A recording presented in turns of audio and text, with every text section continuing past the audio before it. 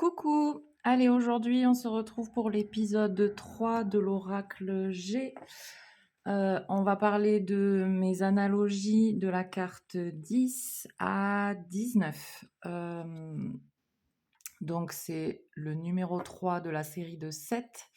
Si vous voulez savoir de quoi il s'agit, je vous propose d'aller voir l'épisode 1 où j'explique la teneur de cette série.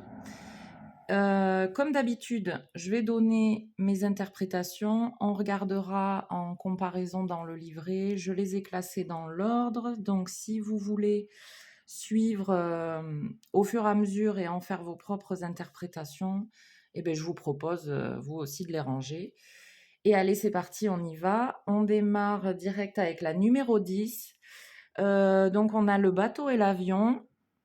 Bon, là, voilà, c'est clair, on va parler voyage, vacances, expédition, week-end, déplacement, tout ce genre de choses.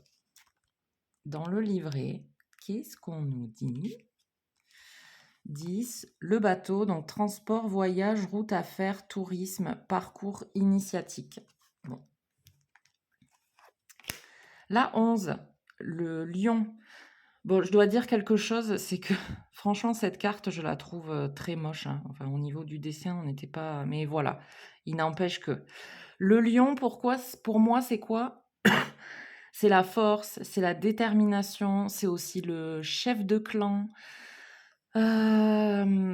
Après, on peut aussi lui voir une contrepartie qui me fait beaucoup rire parce que quand c'est le chef de son clan, c'est un peu le feignant de service qui envoie les lionnes chasser et puis lui, il a juste à mettre les pieds sous la table et hop. Bon, ça, c'est si on devait nuancer un tirage. Mais voilà, moi, j'essaye de voir un petit peu tout ce à quoi me fait penser le lion.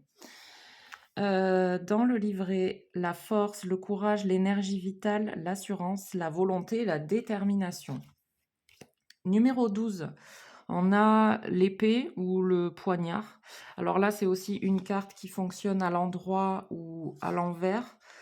Celle-là, je tiens pas cas de l'endroit ou de l'envers. On verra un petit peu dans le livret.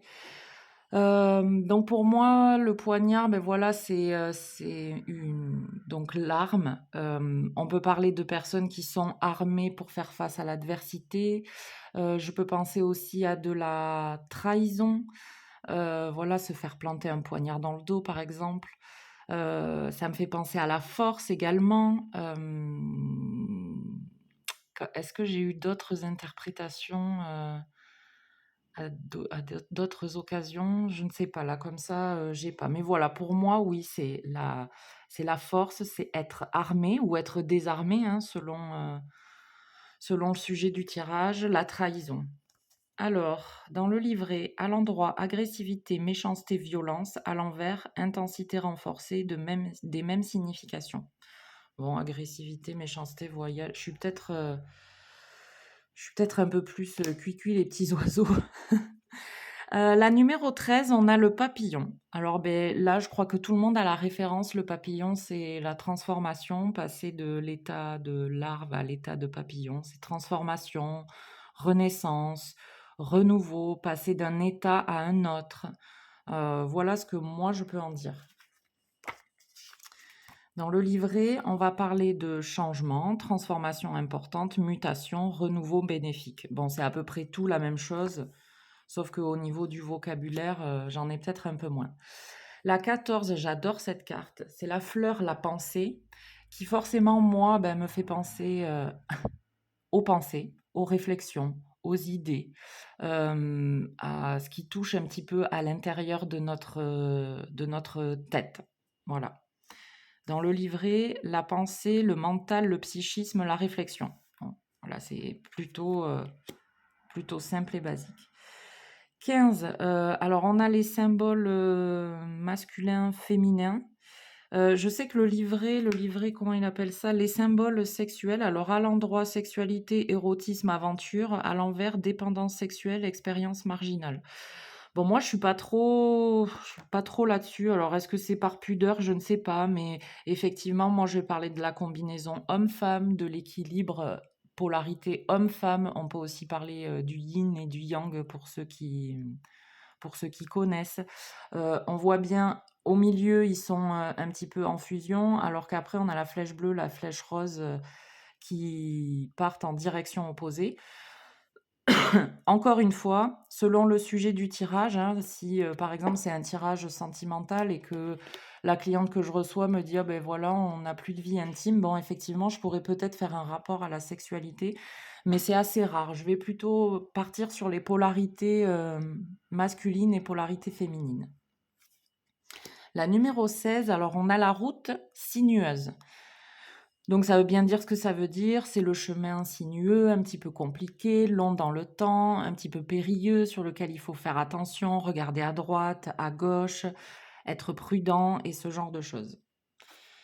La route dans le livret, à l'endroit, léger accident de la route, pardon si le cadrage se fait pas très bien, panne ou problème mécanique, à l'envers, idem en plus grave.